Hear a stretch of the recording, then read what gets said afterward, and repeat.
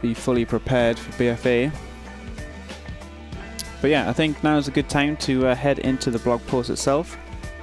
So let me go ahead and embed the stream on Wowhead. Give me 1 second. Where are we at here?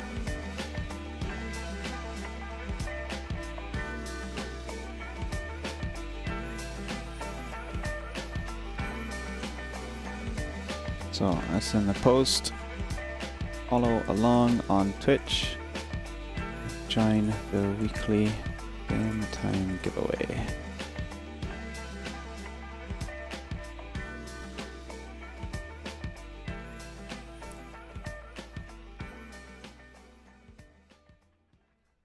So that's that posted. Let's refresh this. Now we've got the stream here. Let's check the home page. It's always nice seeing yourself on the homepage of Wowhead. Title looks good. It all seems to be working fine. Perfect, perfect. Hey, what's up, Roy? Happy Saturday to you. Hope you're doing well. Drano tricks will go. Yes, that's indeed. You won't be able to use the Drano or Legion catch-up mechanics in BFA. You will be able to use them, but they're only going to give you skill points for Drano or Legion, which isn't going to help anything. What's up for everyone, Tilt? And One Ermi, how's it going?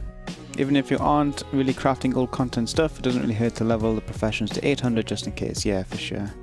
You just got the Outlaw Legendary Bracer, very nice, Arganth. Just in time for the Emerald Nightmare. I was going to see the Mage Tower, but Emerald Nightmare is even better, I guess. How's it going, Priest Holmes? Good evening. Finally got you on stream. Absolutely, welcome, welcome. If there's anybody new to the stream, I do appreciate you tuning in. You're an Emerald Nightmare? Oh my goodness. I also love your music. Best deals anywhere. Thank you very much, Struck with Luck. I do like to have a nice chilled out environment here on stream. Nothing too over the top. I don't overreact to anything. Even when I got my Vial of the Sands recipe, it was very subdued. I think a lot of people commented on that. Thank you for the follows. So Deadly Strike, Fire and Passion, and Priest Holmes. Thank you guys for joining me today. We're just about to kick off the WoW Economy weekly wrap-up section of the stream. Let me update my command actually for that, in case you guys want to follow along. Edit. Check out the latest edition. Here we go. Commands, Wowhead. Perfect. So that's the new Wowhead post. Published about, I don't know, yeah, almost an hour ago now.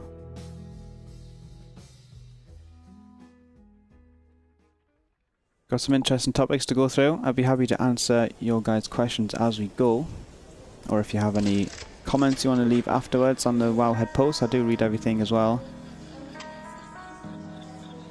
And of course we have the WoW Economy and Trade Skill Master Discord server, where I generally hang out and offer help and support for gold making and TSM. If I'm not streaming, which I generally aren't streaming at the moment until I figure out my new schedule. So let's close this in the background here.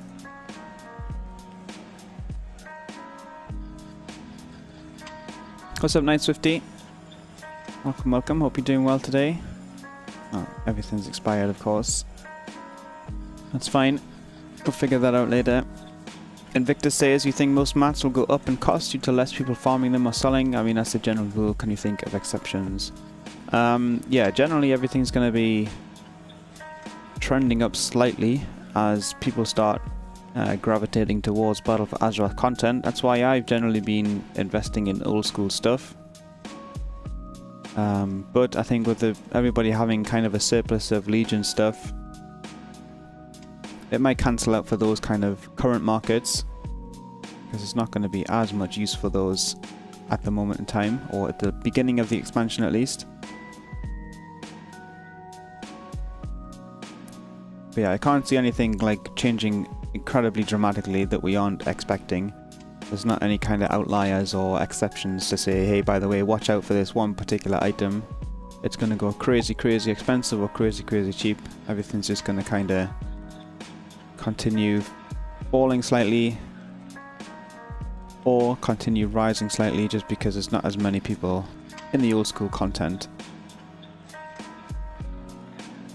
Groups and operations in TSM 3 following it into TSM 4. Yes, indeed, Coldkeeper, that is the case. When you upgrade to Trade Skill Master 4, all of your operations, your groups, your accounting data, your custom prices and everything will carry forward onto TSM 4. It would cause a little bit of a riot if we said, hey, by the way guys, if you want to check out the new snazzy fancy version of Trade Skill Master, you have to start from scratch. It's wouldn't make much sense to me. So yeah, no worries there, everything does carry forward perfectly fine.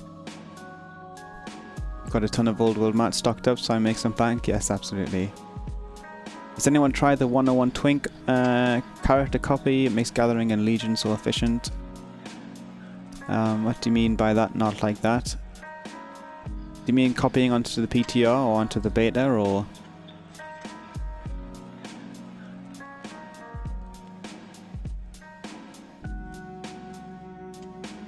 Have you stocked up on Valium for the inevitable barrage of why isn't my BFA items auto-posting? Yeah, I mean TSM 4 is probably a little bit more user-friendly. And I think people will be asking, well, why is this being posted for this price when they haven't done any operation setup or anything like that? But that's all to come, that's why we're here. Gonna help everybody as much as possible. Once we've launched. So yeah. Just another quick reminder, guys, before we dive into the blog post itself and have a read through it together on stream. There is a giveaway active right now for 30 days of WoW game time. All you have to do to enter is come and follow the stream and type the word goblin in the chat to enter. As I say, you do need to be following. If you're not following, the winner will be re-rolled. But it's open to both EU and NA players, and we will be selecting the winner after we finish reading through the blog post on Wowhead here. If you are listening on Wowhead itself, on the homepage or on the blog post, do feel free to click through and get involved. We know what you've been up to with your gold making, or if you have any questions as we go through the post today. But welcome everybody, thanks for tuning in.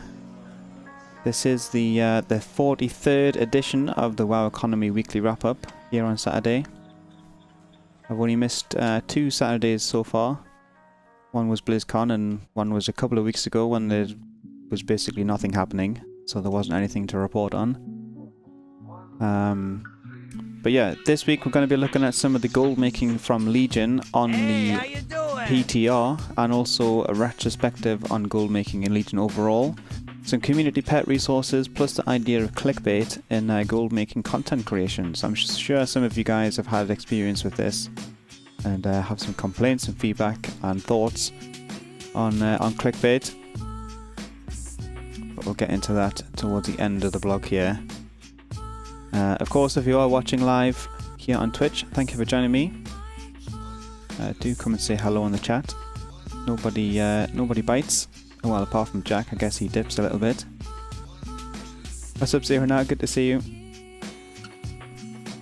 How to make 1 trillion gold in 1 hour? Yeah, exactly. We've all seen stuff like that. For sure. So, for anybody new to the stream or new to the blog, my name is Gumdrops.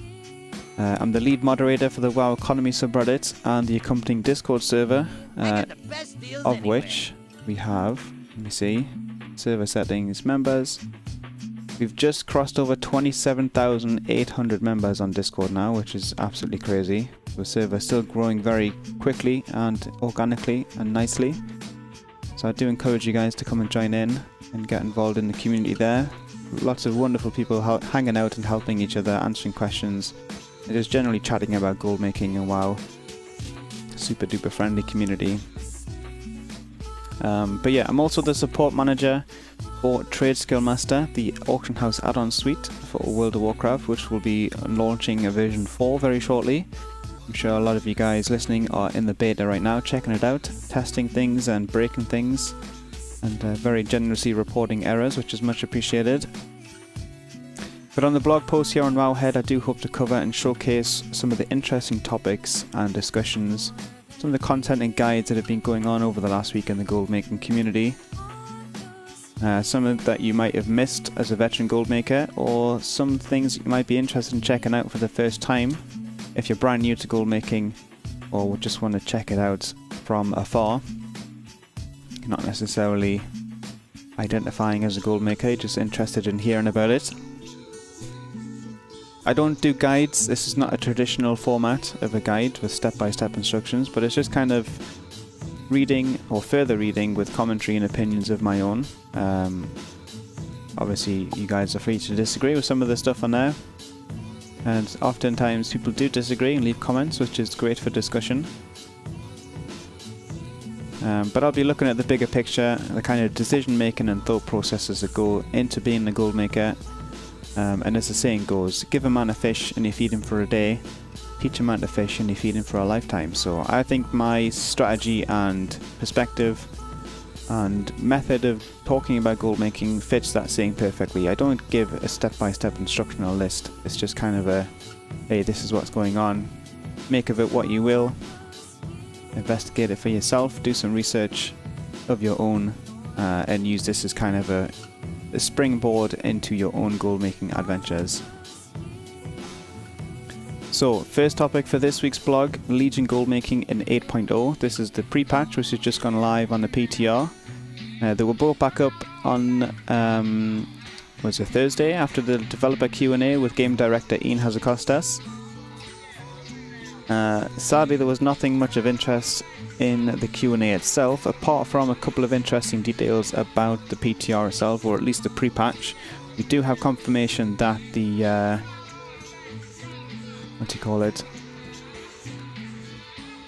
the profession system changes. Of course, this is a topic that comes up pretty much every week on streams at the moment, about leveling professions and how the professions systems are going to be structured. We will see that in the pre-patch before Battle for Azeroth launches, so your professions will be separated out into the separated buckets for each expansion. So you have even less time now to level up all of your professions. The other thing coming with patch 8.0 is the war mode, which will retire the idea of PvP specific servers. In patch 8.0 you will see only 2 server types in the realm selection list, which will be normal and RP. So everyone will have equal access to the world PvP system if they desire. And this is obviously fantastic news for farmers on previously designated PvP servers. You're not going to get ganked when you're out farming for some leather or collecting some herbs. You're just going to be able to carry on your merry way, farming to your heart's content, and you're not going to get ganked anymore, which is fantastic news. Obviously there's been some rife speculation, even some worries, hopes and bets on whether or not Blood of Sargeras will become BOE or even bind on account, plus whether gold missions would remain in the class order halls. We're still not 100% sure if either of those things are going to happen. Things can still definitely change before the launch. However, from the latest beta builds, Ronnie D on Reddit has shared some of their initial findings after using character copy. So last week they noted on the beta especially that Legion World Quests still offer the usual amount of order hall resources, which is interesting. Generous! Oh my goodness. I owe you one. Oh look, this guy is streaming, though he was too cool for this. What's up Totems? Thank you very much for the 7-month resub. Let's see some goblins in the chat before we continue here. Thank you for all the continued support. I hope you're doing well today. We're just starting off on the Wowhead blog, talking a little bit about Legion gold making on the PTR, or at least on patch 8.0, the Battle for Azeroth pre-patch. We've noted so far, or at least Ronnie D on Reddit has noted, that the Legion World Quest will still offer the usual amount of order hall resources. And Argus World Quests, or the unlocks, seem to be bugged on copy characters on the beta. Corcoran has fewer, and Macquarie has no world quests available at this time, or at least it did last week. Legion artifact, including those from autohaul missions, are now grey that can be sold for a low amount of gold. So artifact power items that increase your artifact power can just be vended. Blood of Sargeras and Primal Sargerite are still bind on pickup at the time of writing. Blood of Sargeras missions are just as costly on the beta as they are on live in terms of the missions from the autohaul. So you would still need to kind of maintain the income or revenue of autohaul resources to send off those missions. The gold from old world quests have been nerfed by 50%. Okay, Ninja in the chat here is just confirming an update to the world quest there. That's interesting.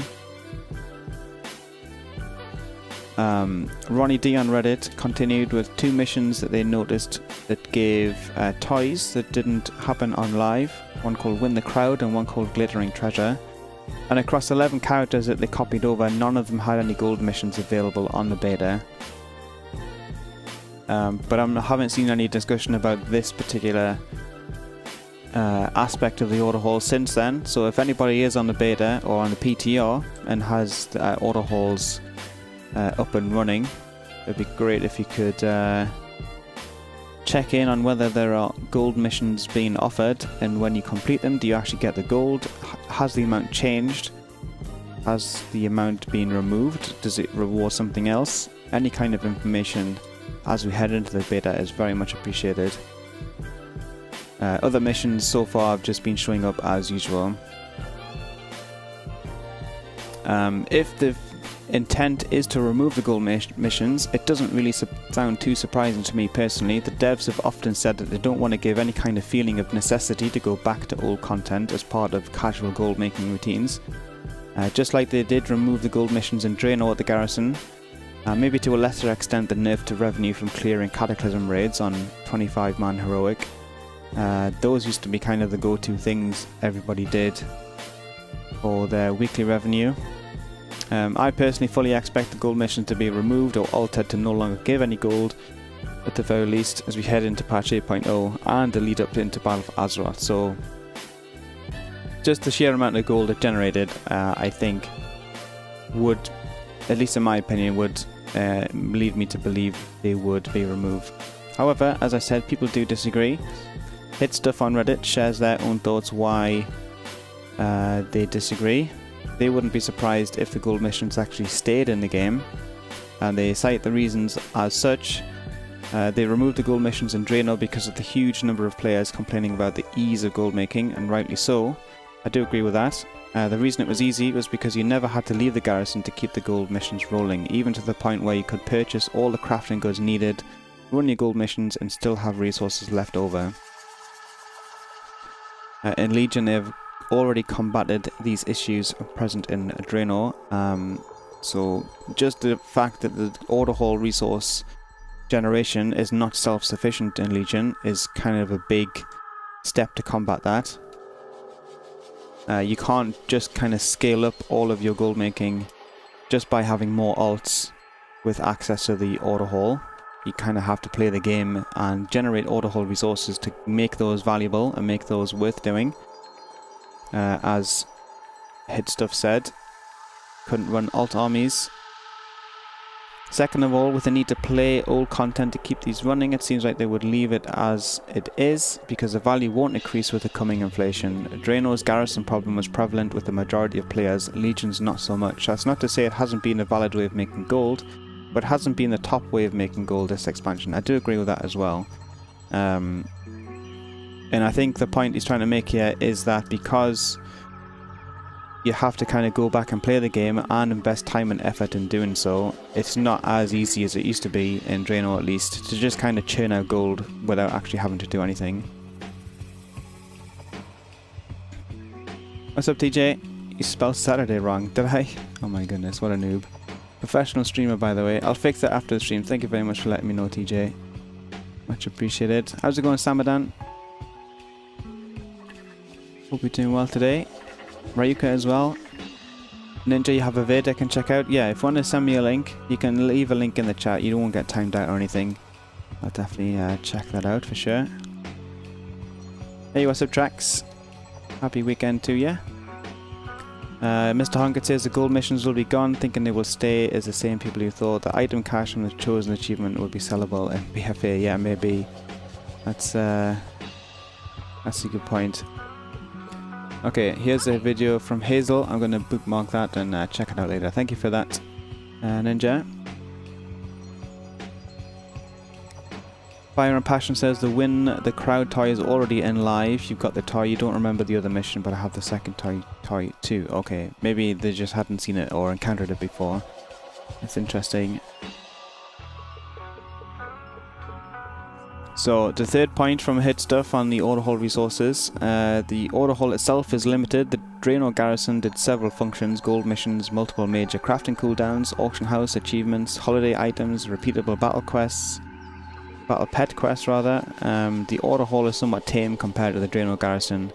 They needed to draw people out of their garrisons, and they think that the order hall will naturally die off when people level past it in Battle for Azeroth. They say they could be wrong in the line of thinking, but they don't see the same need or demand for the order halls to have the gold removed. I can certainly see where they're coming from, and I think they definitely have some valid points there regarding kind of the extent of the order hall and the gold making opportunities there. It requires a lot more time investment and effort to maintain your order halls. If it's not the current content, you'd have to go back to Legion and generate your order hall resources in order to make those worthwhile, and I don't think people would kind of consider that worth their time at the end of the day. Not like you would see at the garrison in Draenor. The self-sufficiency point, I think, is the most valid part of it. The order hall will require a lot more upkeep, as I said, unless they made the gold missions reward order hall resources like they did in Draenor. So instead of getting gold from those missions, you'd get order hall resources, and then they would become self-sufficient. All hail the greatest trade prince on What's up, Ninja? Me. Thank you very much for the Twitch Prime sub. Let's see some crowns in the chat. Very much appreciated. Thanks for using your free sub on the channel this month. Welcome to the Goblin Club. Enjoy your badge beside your name and the Goblin emotes. Join in the Goblin spam. If they stay, they will either decrease the gold by a lot or decrease how often you get them by a lot. I could be wrong as well. Yeah, I think either of those methods of curbing gold generation there would be totally fine. But yeah, if they did turn them into order hall resources, that would be a self-sustaining source of Blood of Sargeras, and I can imagine all the order halls would, instead of being all the classes that can do a free world quest every day, well, I guess you can do that at the same time. The greatest trade prince on Azeroth. Oh my goodness. TJ coming in with a brand new sub as well. Welcome to the Goblin Club. Let's see some more goblins in the chat. Thank you for the support. Glad you could join us today. I hope you're doing well. It's about time. I very much appreciate it, TJ. Thank you for hanging out in the community for so long. It's very kind of you. But yeah, if you did miss the Q&A itself, I have embedded the VOD on YouTube here at the bottom of the first section. As I say, there wasn't really too much of interest in there for gold makers, but there was some valuable info for the wider Warcraft community, including information about Mythic Plus, artifact weapons, allied races, all that good stuff. So discussion point for this first section: have you guys copied a character to the PTR yet? This is obviously accessible to everybody. You don't have to be in the beta or get invited to the PTR. You can just download it and check it out. If you have, what are you going to be testing out? If they're still accessible, will you continue doing Legion Gold missions in Battle for Azeroth? So similar to the transition from Draenor to Legion, when people ask the questions, will you be using the garrison still? My question today is, if the gold missions remain, will you continue doing gold missions in the class order hall in Legion when Battle for Azeroth launches?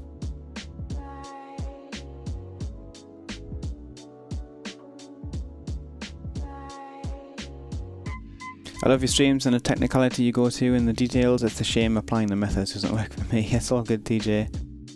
I'm sure we'll get you on the right track soon enough.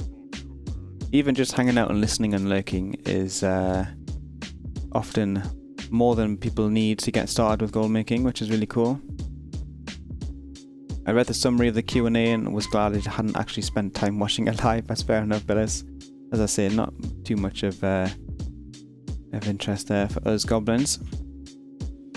Kojak will be continuing using it, so with Seltherstone, Lale or Lelman. I would do them on the Legion mobile app. Yeah, maybe they'll restrict access to that though. I can certainly see that happening for sure. What's up, Ricky? You regret ceasing the use of the garrisons until recently. I had perfectly optimized for gold making on several characters in Drano and just left it all behind. Interesting. I think at a certain point people just kind of get sick of them though. I definitely reached that point pretty quickly. I didn't do any kind of optimization for gold making at the garrison in Drano. And I didn't do that either on the order halls in Legion on any characters. It's not really my idea of fun. What's up, Sean? Hope you're doing well today.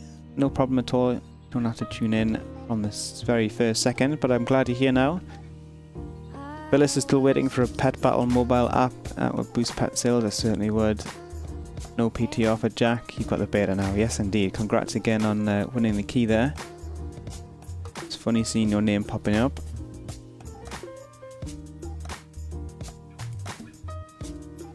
Ariana says, I find myself doing the gold mission on the phone app in the morning with my coffee and at night with my tea. I find twice a day works for me. The question is, will the Legion app still be working going into BFA? Yeah, that's a very valid question. Maybe something we can ask in the next Q&A if there is one.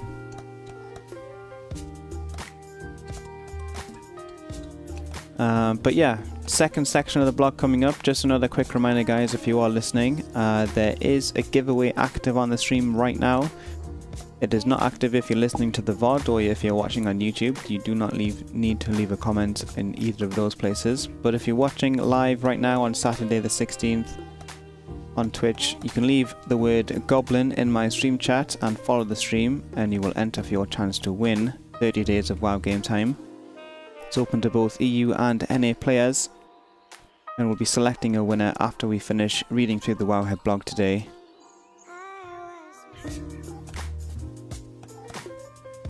At the end of the sections here. What's up, Riacar?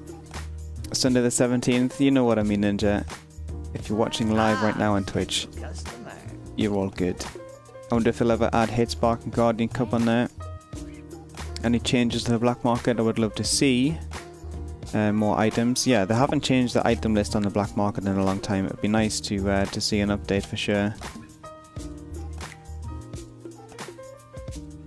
Wouldn't be surprised if they closed down the WoW Armory app and added the new communities to the Battle.net app instead.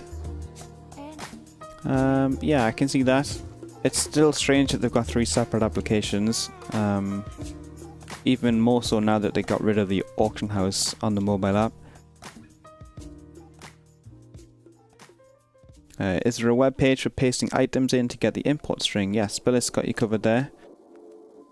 That's the Trade Skill Master Group Maker.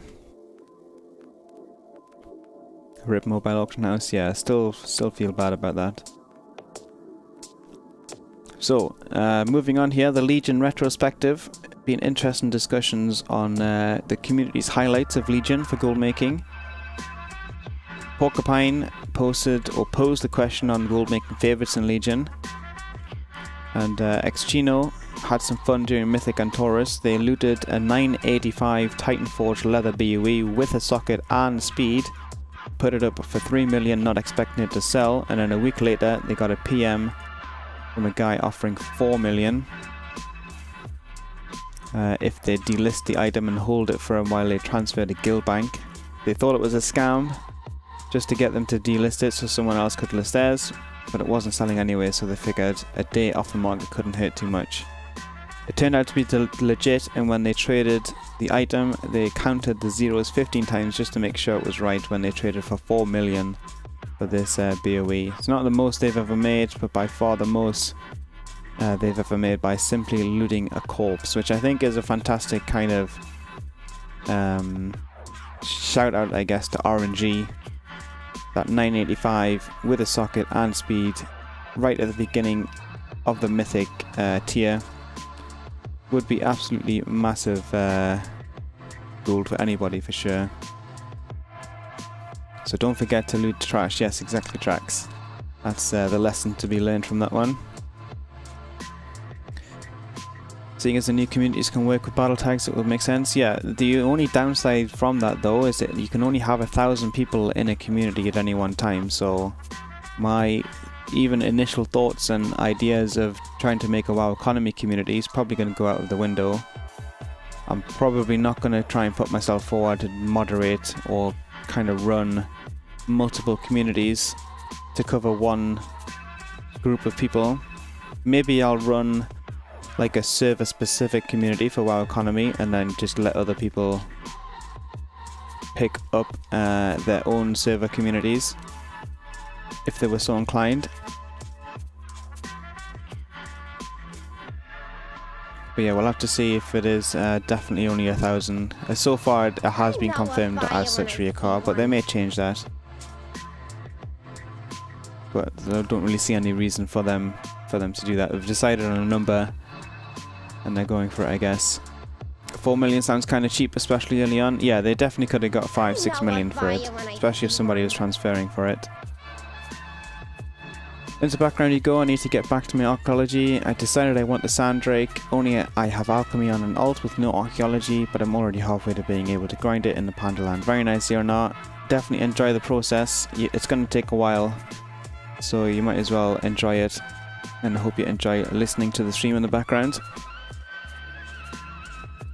Track looted about 10 trash BOEs and in Antorus, very nice. That's some big numbers right there.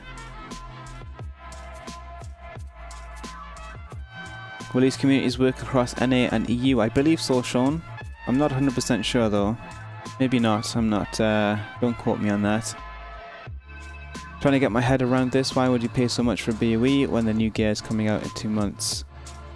Well, at the time Mythic Antorus was in its first week, so I mean it's been, I don't know how long, 6 months since Antorus came out. If you got a 985, it's been 6 months worth of use for that item. So it's not something that happened recently, Jack. This was at the first week of Antorus at the end of last year.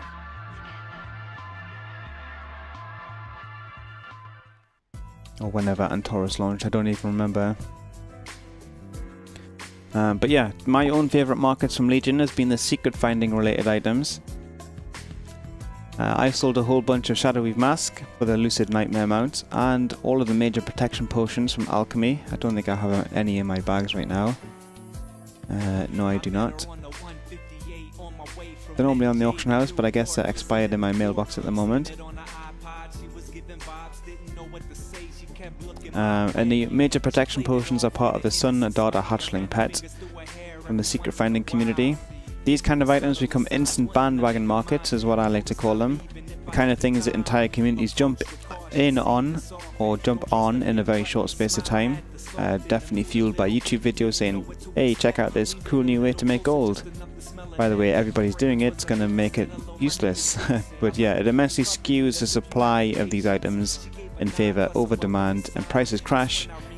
But it filters out the impatient and skittish gold makers and goblins, always leaving the long-term players like myself, the patient gold makers, to sell the only potions on their server. I've been able to continue commanding a pretty insane price for the major protection potions because there's nobody else listing them anymore. They're all just being posted at my own price. Nobody else is trying to compete, or they just simply didn't bother restocking after their initial investment sold or ran out. So definitely worth keeping up to date with all the different markets that you check out or learn about in an expansion, and kind of revisit them later on, because you might find that there's nobody doing it anymore, or there's very little competition and prices have increased. Always try and check back on what you've been doing. I sold a chest of versatility enchant for 1.4k gold. Speaking of old stuff that nobody buys in quotes, yeah, for sure, Kojak. There's always a market or a buyer at somewhere out there. You just gotta find them, I guess. How's it going, Neoni? Hope you're doing well today. Squonkster on Reddit. I guess I forgot to link these guys on Reddit. I'll go back in and fix it after the stream, but I'll make sure to put in some credit here. The Squonkster sold 130k transmog that they'd farmed 2 days earlier, and 120k alchemy recipe that you've been reposting for 3 years. Some big highlights for them. They bought 10 Swift Spring Striders at 2,700 gold each. They've resold 5 so far on average for 30k each. So this is another kind of general gold making 101. You're buying stuff during holiday events and then sell them when the holiday event is no longer active. That's kind of the easy gold flips for sure. Just buying when stuff is majorly supplied and prices are low, and then when prices increase the opposite duration or opposite time period of the holiday event, you can charge more for your items. But it's obviously a very long-term game, and not a lot of people are interested in the long game and are very impatient. Samadan sold a couple of Ancient Priestess enchants last night, very nice. Those are definitely the slower ones, but if you're going to sell them, you might as well get them on the auction house and be the one that sells them.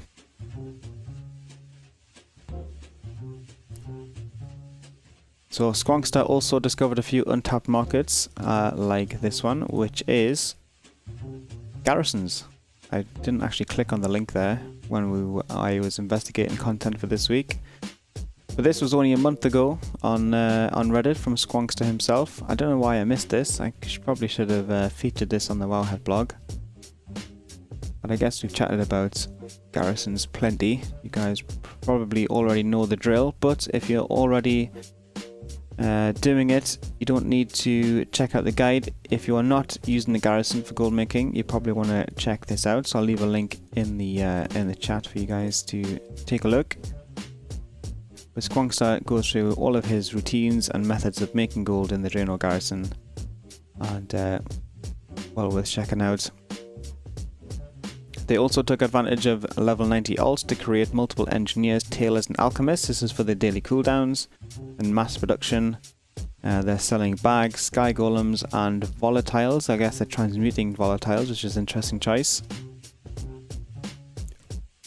They also use several otherwise unplayed alts to guarantee a slow but steady supply of Spirits of Harmony, where they're able to buy them at a third or less of the market rate, and this has been great for crafting Sky Golems, especially as the price of Trillium and Ghost Iron keeps rising, which is very true. Let's take a look at this actually. Let's see how Ghost Iron is doing on various servers. Let's try have a look at the Undermine journal. Hello Mr. Cat. Where you at? I can hear you, but I can't see you. Don't know if you guys heard him crying in the background. Ghost Iron Bar. 38 gold on Ravencrest, interesting.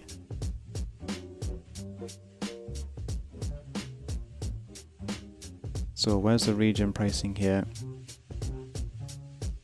I guess it hasn't increased too dramatically in the last year or so, but certainly since... when was this? I guess Draenor? When did Draenor launch? It spiked up definitely late 2016, and it's kind of stayed around those numbers ever since, on EU at least. Supply I'd probably say is starting to dip a little bit. Shout out to Jack. But yeah, let's check Spirits of Harmony as well, because that's always kind of a international currency, so to speak. Spirit of Harmony.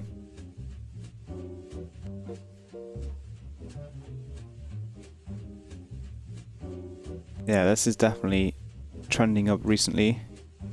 Region prices of 400 gold. That must mean on some high pop servers prices will be sky high. 500 gold plus.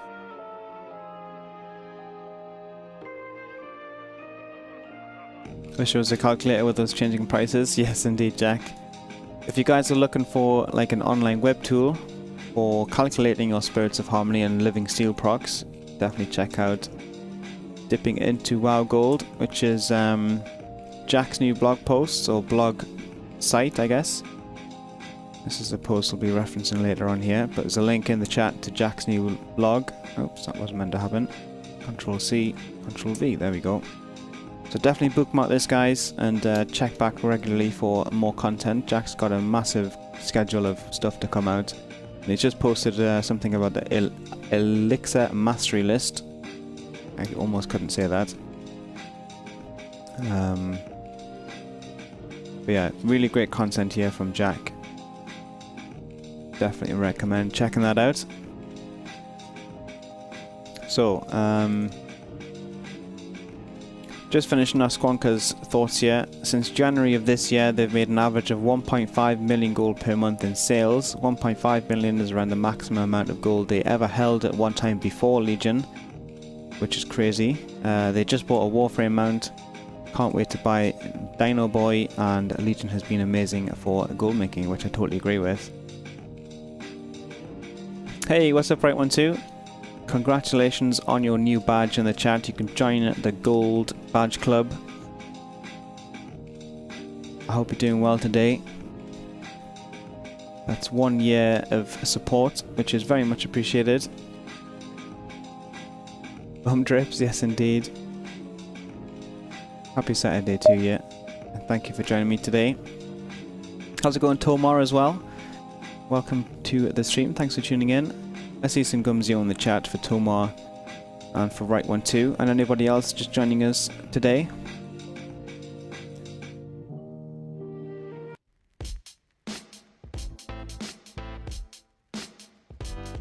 Have a loot's coming in as well from Southor. I've made some gold leveling and all through mining and herbalism through BC and beyond. Very nice. It's always advised, recommended to pick up gathering as you're leveling. Thought I smelled some rotten celery, oh my goodness. I think Roy's in the mood to fight tonight. Saturday night's alright for fighting apparently. So just to finish off the second section of the blog today, Harsh on Reddit timed their market perfectly, or timed their market entry perfectly. They happened to have a week off when patch 725 went live. Crafted gear was suddenly upgradable to level 900, which is almost on par with Nighthold Mythic gear. And everybody wanted to gear their characters for the opening of Tomb of Sargeras a week later. So it was also the patch where Arms Warriors received many buffs and became the top DPS class. They made millions that week flipping and crafting gear and Obliterum, especially Fever Flare with high mastery. Pretty much made as much gold in that week alone as in the rest of the 2 years of Legion. So obviously timing is kind of the key in this particular point, but if you can identify a market where the demand is just so astronomically high and you've got the time and effort and energy and materials and resources to put into it, you can pretty much print gold for as long as you can maintain that and just kind of completely maximize all of your profits for that short period of time. Obviously, once you've kind of run out of steam in that particular market, you need to be kind of thinking about a backup and diversifying a little bit, but this isn't going to be a case where you've only got blacksmithing or you've only got leatherworking and you're relying on profits from one particular item for that 1 week. You're going to be identifying it, doing it, executing it, profiting from it, and then moving on to another profession or another market that you've already got access to because you've prepared yourself ahead of time. You're not kind of scrambling thinking, oh crap, I've run out of gold, I've got nothing else to sell, nobody's interested in my goods anymore, I was only selling one thing. You need to be prepared and ready to diversify your gold making. Reckles with Want to Buy Gold took a look back on Inscription in his latest video, which is great, or has some great self-analysis methods, which I definitely recommend checking out. He talks a lot about glyphs and general inscription stuff, which is really cool. So discussion point for the second section here is, what was the most fun you guys had in Legion with gold making? What was your favourite markets? Which markets did you maximize at the time and which didn't last long enough? Which ones did you wish lasted a bit longer? Or which markets have continued making gold for you despite everybody else complaining about it? And are you hoping to replicate any of those in Battle for Azeroth? So those are the discussion key points for the second section here. Tracks Obliterum, cool period, too bad it's slow now. Xeronaut also agrees, most fun with Obliterum. Oddvatar, Generous. Legion was very nice. I owe you one. What's up, Piniac? Thank you so much for the 4-month resub. Welcome back to the Goblin Club. Hope you're doing well today. Let's see some more goblins in the chat while we check on some more comments here. Hope you're doing well today. It's good to see you. Cluzac says the TSM vendoring doing errors for everyone when trying to repair. If you're having errors in TSM vendoring on TSM 4, make sure you fill in the steps leading up to the error and click on done or reload. And it'll be reported back to the team for investigation.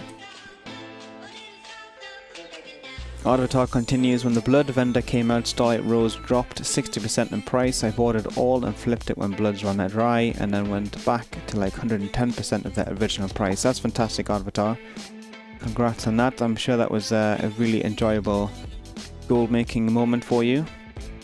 I think a lot of people did the same with whatever you could buy with Primal Sagarite.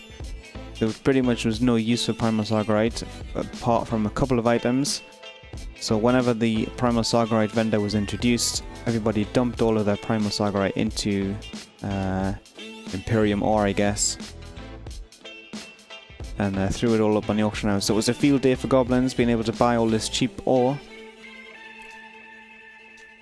And then as Primal Sagarite started to run dry, similar to your situation now with the Bloods of Sargeras, prices started to trend up again. Flipping and alchemy, you'll be doing flipping less in BFA, no twink items, that's for sure.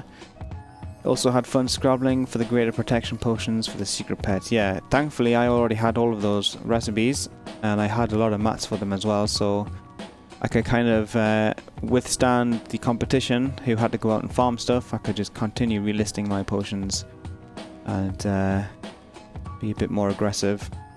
Venoms enjoyed auto hammers and failure detection pylons when the MDI started. Yeah, that's a good shout out for sure. I definitely enjoy engineering as a profession, and I think after the Wowhead section today I'll be restocking my engineering because it's been a long time since I've done that. Release of 7.3 was cool. Pandemonites was crazy price for the quest, yes indeed. No twink items in BFA. There's probably going to be items that you would have classed as twink items in Legion, but in BFA, because there's not really going to be such a thing as a twink, because of the power increase those items give, isn't going to be as comparable as they were in Legion, just with the stat squish. Their intent for those items is to kind of fill a slot while you're leveling, rather than lock a character at level 101 and create some kind of monster. It was kind of a happy accident between the scaling systems and the Titan forging systems, which made that possible. Selling Dark Moon Fish Feast for 1.5k each in stacks of 20, very nice. Getting back into engineering because the auto hammers and failure pylons will be useful for forevermore. Yes, that's very true actually.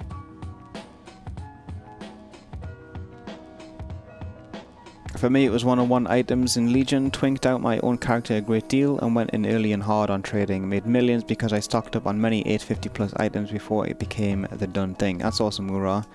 Thank you for sharing that.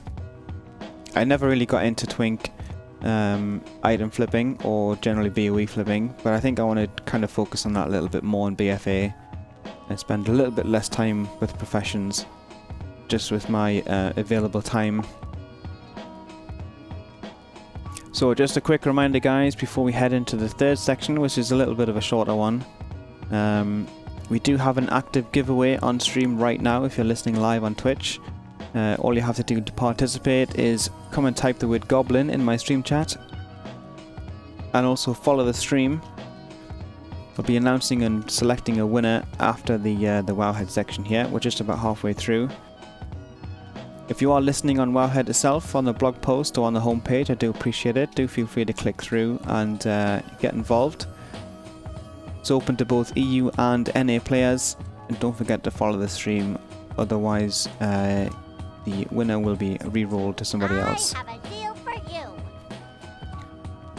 But thank you for joining me so far. If you do have any questions as you go through, or any comments, or anything you'd like to add to the conversation, do feel free to join us in the stream chat or leave a comment on the post itself. What's up, Shadowfend? Good to see you. Didn't win anything yet, Roy. Just keep trying, I guess. Raging Terror says, I do garrison mining on 12 toons every day. Should I sell the materials or craft them into goblin gliders to sell? That seems a bit strange that you're actually investing so much time mining stuff in the garrison on 12 characters every day, but you're not sure what to do with the materials you get from that. You can probably do something else with your time and be a little bit more efficient or profitable with your time. The mats you're looking for in the garrison mine, you can probably get a lot cheaper on the auction house. Opportunity cost indeed. I knew it wouldn't take long for the topic to come up. But yeah, the time you're investing picking up those materials, you could definitely put to better things.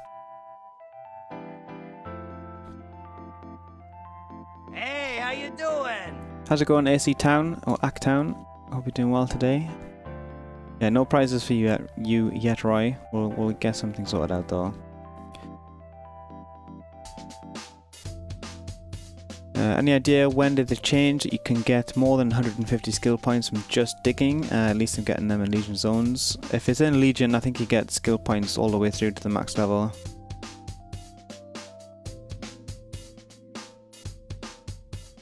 I don't think that's the case in old school content. Just use a trade vendor? Yeah, that's probably the better idea. Not having to actually go out and spend any time mining stuff. How's it going, by the way, Miguel? What's up, Dory? Hope you're doing well today. Is somebody here making his goal with selling potions of prolonged power for millions and then banking on the misclick? I'm sure if Roisin was here, she would tell you all about the misclicks. She has stuff listed for stupid, crazy high prices. And people will still accidentally buy it, which is very, very funny.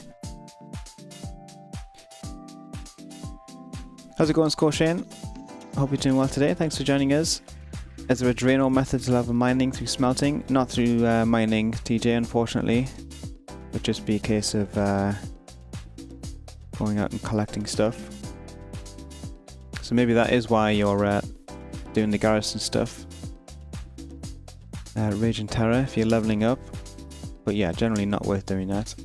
So, third section of the blog today is some pet resources. I'm sure if some of you guys are involved in the pet markets or pet battles, you may have already noticed that wow-pets.com has disappeared into the ether. Let's check if it's come back yet actually. wow-pets.com. Oh, it is back. Well, this renders this post useless. I guess it was just temporarily offline. But there was a post shared on the WoW Economy subreddit kind of discussing the fact that the site had gone down. Maybe it's just kind of a temporary thing, but it did prompt a discussion, which is great, on other community members sharing their resources. Pravis, a regular on the Reddit, shared their favorite tool, which is wow-petguide.com instead of wow-pets. I guess it's called Magpie, which is a tool on Zufu's pet site. So I'll open up in a window here. You can select your region, you can select your realm and character. We'll bring this up and see what we get. I guess we're going to be comparing stuff. Shows the best deals for the pets missing from your collection. Okay, interesting. Haven't actually checked this out yet.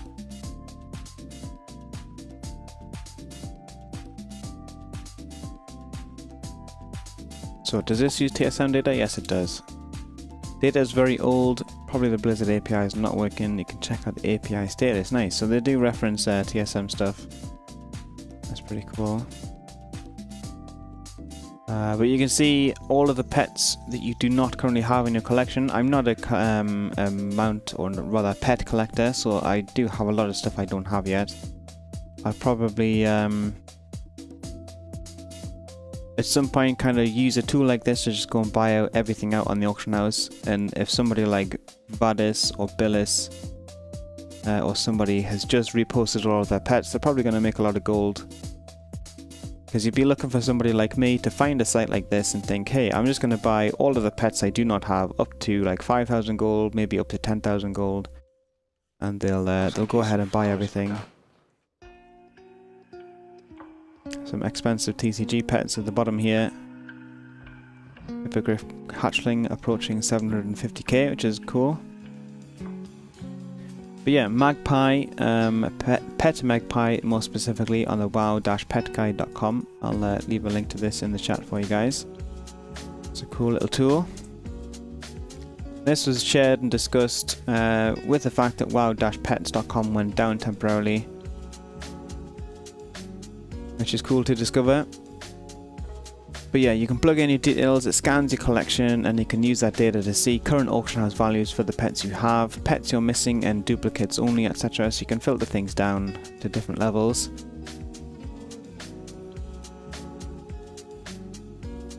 Of course, TradeSkillMaster does has its own pet comparison tool. TradeSkillMaster.com/pets/compare.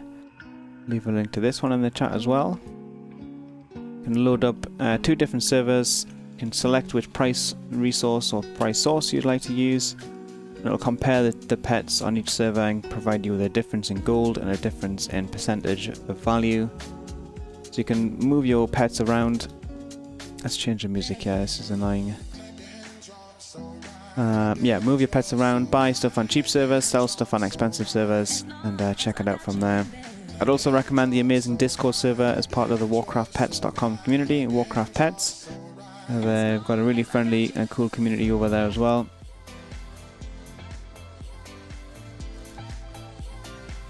And if you're starting to, or looking to get started in pet battling itself, you can start with the guides right here on wowhead.com.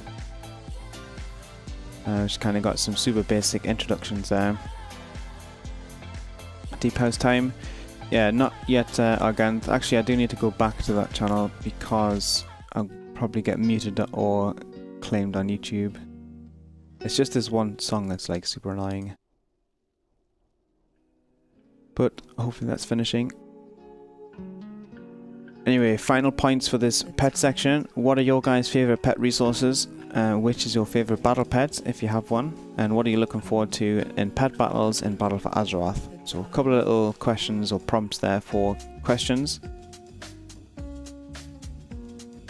If you have any thoughts or comments on the pets, let me know. Or leave a comment on the post itself. But we are moving into the last section of the post today with the concept of clickbait. Before we do that, I'd like to share or remind you guys, without any clickbait, there is a giveaway active right now live on Twitch. If you'd like to get involved for your chance to win 30 days of WoW game time, just come and join the stream chat and type the word goblin. And make sure you follow the stream, otherwise the winner will be re-rolled. If you are listening on wowhead.com or the blog post itself, do feel free to click through and get involved. Let me know what you've got going on with your gold making. And do say hello. I was thinking about making such a site a few years ago to optimize cross-round pet trading, but was too busy with work. This concept is really nice. Yeah, for sure, Isrith. It's always cool to see kind of hobby projects or just kind of an experimentation on making tools like that. It's normally always better for the community. Somebody has an idea, they are a programmer or a developer, they just kind of go ahead and do it. Because a lot of programmers do like to have little side projects or hobby projects, like I said, keep themselves up to speed with everything.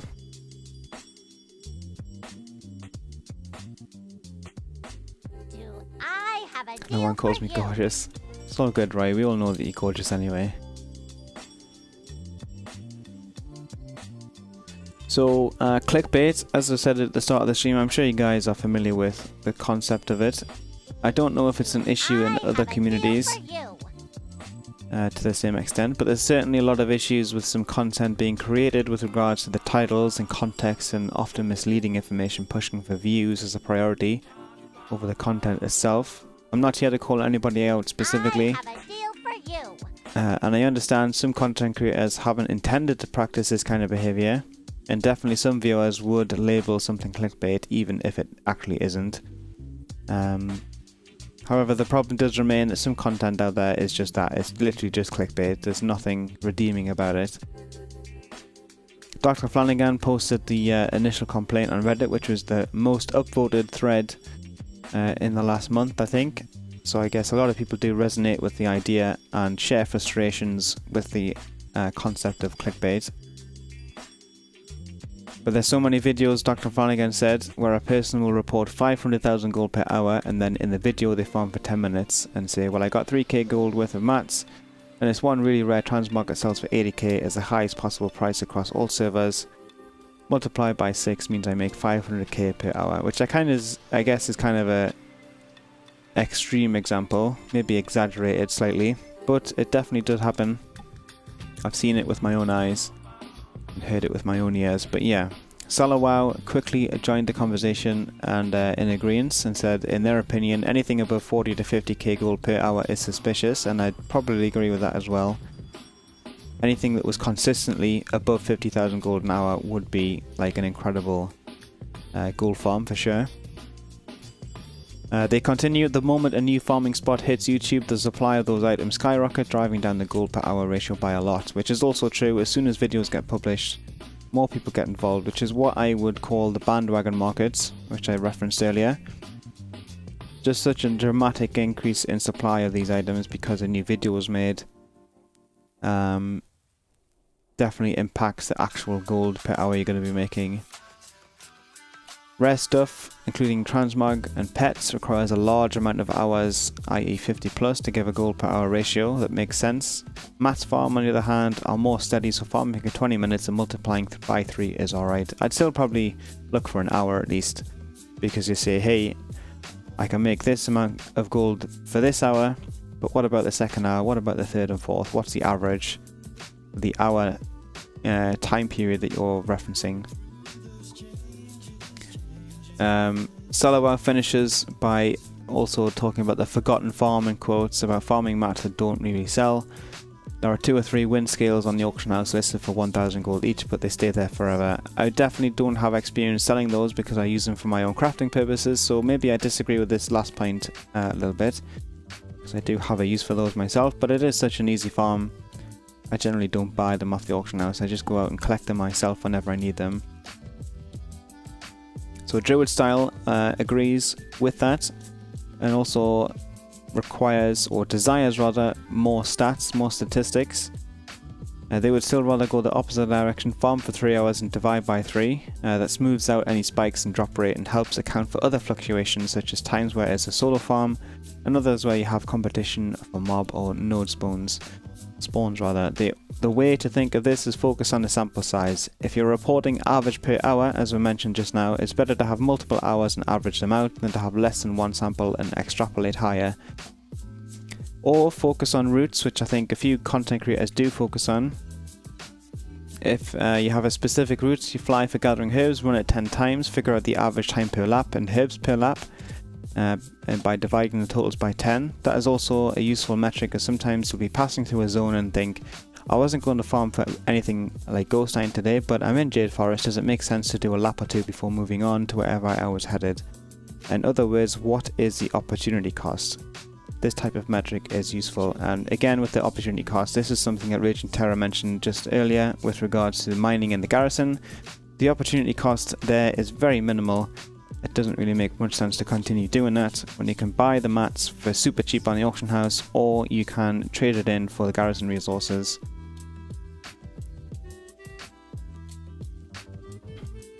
And Victor says, you personally can't be bothered to farm for that long and don't have the time as well. Glad I have leveled my character with max professions. Yeah, for sure.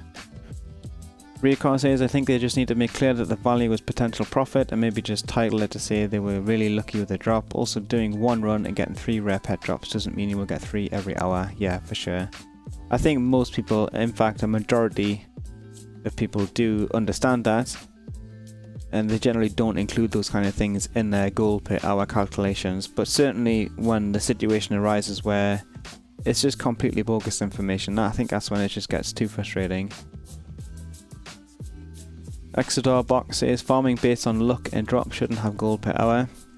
Yeah, you can only really figure out the gold per hour once you've done it like several times, and you can work out the average time between drops, rather than saying, hey, I farmed this for 6 hours, I got 1, therefore I'm gonna divide this price of the item by 6 and figure out the price. It doesn't really work like that.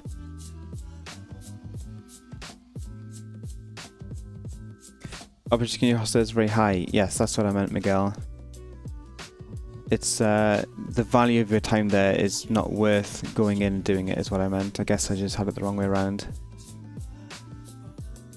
I've stopped searching for gold guides even for fun on YouTube, since most of them is just, hey, I killed this meal like 5 times and made 50k. Yeah, it definitely happens. You have a point, potential value, and a piece of gear that's posted for 40k is still 0k for you until you sold it. Yeah, and this is where Jack comes in. But just to kind of finish the point here for stats, I'd never really thought of it this way myself, but it makes total sense to me.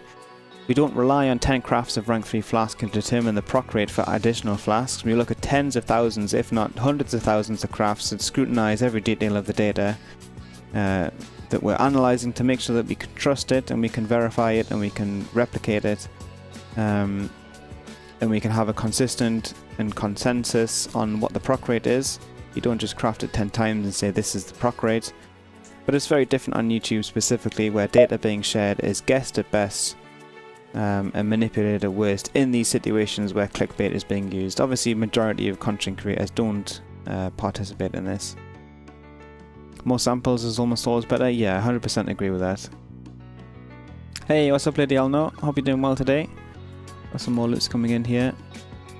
Selthor just with a blank message, I guess. Thank you very much for the loots. I'd personally love to see more long-term data collection, but I can appreciate that, as Invictus said, you generally don't see people with the time to do that. Like Paral with his 1000 Uldaman runs. Obviously it does take time, but the outcome means we have much more accurate information and know exactly what to expect when we approach these kind of farms. As a new gold maker, you're almost set up for failure. When you expect one outcome, it gets something very different. It's very discouraging for that to happen, especially when it's so easy to find this kind of content on YouTube and it's easy to replicate because it is clickbait, I guess. But just to finish this post on the topic of clickbait, Jack the Dipper, of course, with his new blog, dipped his toe into the subject with his recent post. The concept is that you've got the items in your bags, but they don't actually have or give you any value until you've sold them. You've got lots of high value items, but you can't buy a token with those. You first need to change those into actual gold, and because you farmed any kind of number of items worth 100,000 gold, it doesn't mean you have 100,000 gold, or it doesn't actually mean it's worth that amount until you've actually sold them. If it was the case that all the items actually were valued at those numbers, everybody would be farming those all the time, 24 hours a day, and the YouTubers themselves who do participate in the clickbait kind of stuff would not be even making videos anymore about gold making, but about gold spending, because that's the only thing you'd have to do. You can take Starbucks as an example. It's a big growing company with great profits, but why isn't every company in the world then selling coffee? Ever thought of why that might be the case? Why not every company is selling smartphones rather, or Gucci clothes if it's worth that much? It's because not everybody needs or wants a new smartphone all the time, or people are not interested in buying expensive clothes or don't have the money for it. It's about the person's needs at that moment. And if every company would sell the same product, then prices would drop like a rock and profits would not be made anymore. It just doesn't work that way. So I definitely agree with Jack here. A lot of people don't kind of consider this aspect of it. Certainly you farmed for 6 or 7 hours in a dungeon over the weekend. You've got lots of items that look like they are worth a lot of money. But you're not going to actually get any value out of those until you've sold them, which is probably the longest aspect or the most time consuming part of selling transmog and stuff that you farmed. You can get a lot of items in a short amount of time, but selling those items is a totally different story. So as I say, definitely check out Jack the Dipper's new blog. Bookmark that, get involved, and keep checking back for more content. He's got a great content schedule coming up, and I think I'll be interviewed myself with some questions on professions coming up soon, so definitely keep an eye out for that. Just some discussion points which I'm sure you guys are already chatting about. How do you feel with processing, or how do you deal rather with processing the information in gold making content? Do you run tests of your own once you found some more information? Do you go in and go out and verify it yourself? Do you still learn something from this kind of content? What do you get out of those kind of videos? Do you understand when something is clickbait? So maybe this one's a bit of a simple question, but a lot of people don't understand when things are clickbait. And maybe if you are commenting or reading or watching the live stream here, you're probably not going to answer no to that question. But I'd be curious to hear what you guys think. Are you saying I should take gold making advice from a horse? Yes indeed, Jack is the best. What's up, Sionic and Shira? Hope you guys are doing well today. You guys are the masters of clickbait in your Twitch stream titles, but it's all good. It's not like a malicious attempt at clickbaiting. And maybe I would consider my stream title a bit of a clickbait this evening, but we do have a giveaway. There is a command for it, and since we have finished chatting through the Wowhead blog today, I'll remind you guys to get involved in the giveaway by typing the word goblin in the stream chat and following the stream. We'll be picking a winner very shortly here. Recon says, I suppose one of the main issues I have with clickbait is when it comes from someone who doesn't have a history of it. They are known for solid info and testing, yet they get excited about a really lucky run, put up a video, and you obviously put more weight to their view based on previous info shared. Yeah, that's very true, Recon. Also on the other side of things, where that's the only thing they do, I kind of don't have any time or respect for that kind of content creation, where it's the only thing that's driving their traffic is the clickbait. They're not letting their content kind of speak for itself. Scorchane also personally stopped looking at gold farming clickbait after I started using TSM and watching yours and Sam's streams. Since then I've been getting my ideas from there and a few other streamers that I can watch making the gold. That sounds good to me, Scorchane. And I think with my WoW Economy weekly wrap up there'll be more opportunity to find these kind of things that have been vetted and checked and verified, rather than just looking at the first indications of it. What's up, Zakar? Hope you're doing well today. I done the stream, so I don't think I understand giveaway clickbait. Yeah, that's very true. What's up, Counter Miners and Stanza? Hope you guys are doing well today. Ultra Little Potato, nice name you got there. Thanks for joining us. I've fallen for them in the past, ran transmog runs and all that, learned from then, and now I found my way to make gold. That's awesome to hear, Invictus. I think a lot of people started out with those videos, for sure, which is all good. Father's Day weekend, quite hardly delayed my quick grocery trip. What's up, Wave Molly? I hope you're doing well today. Totally understandable. So, thank you guys for listening to the Wowhead blog. We'll be back again next Saturday. It'll be time now to do the giveaway. Let's swap this Firefox tab around here. Where are we at? There we go. We've got 115 entries so far.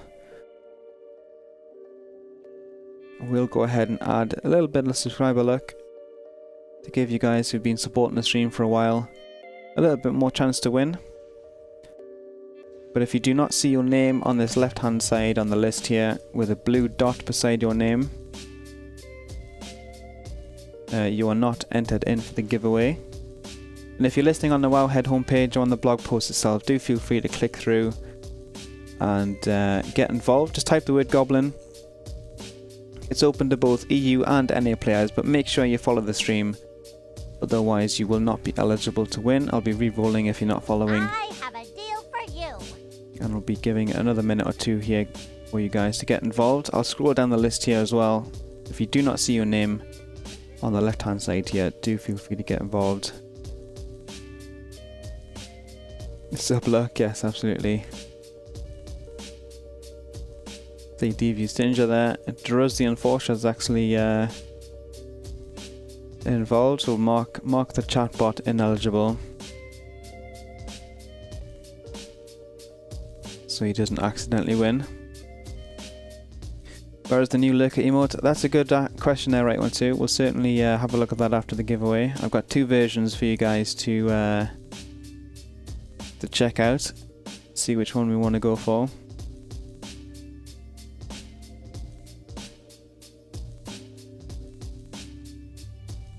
So we've got Hagar in there, we've got Hybrid, we've got Totems, Invictus, Jack, potential customer. Jordan, Kaifin, Kojak, we've got Kolik, we've got Lift It Up.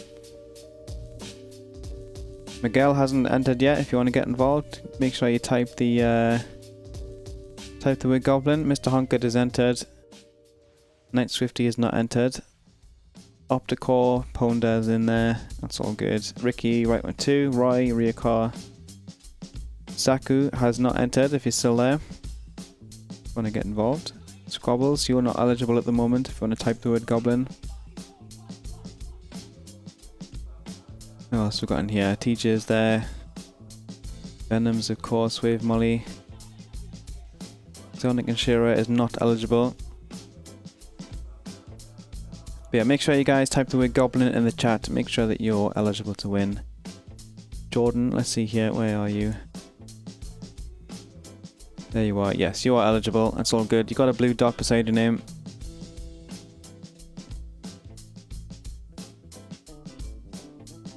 Yes, TJ. So 132 entries. I'll give you guys another 60 seconds to participate. If you are listening on the Wowhead homepage, do feel free to click through and get involved. Type the word Goblin in the stream chat and follow the stream for your chance to win 30 days of WoW game time.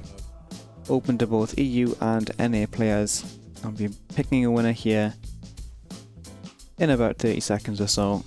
So last chance to get involved. Didn't sign in. Is this the loot's coming in? No, it's with Wave Molly. Happy Father's Day, even if you're not American. Thank you very much, Wave Molly, for the loots. Much appreciated.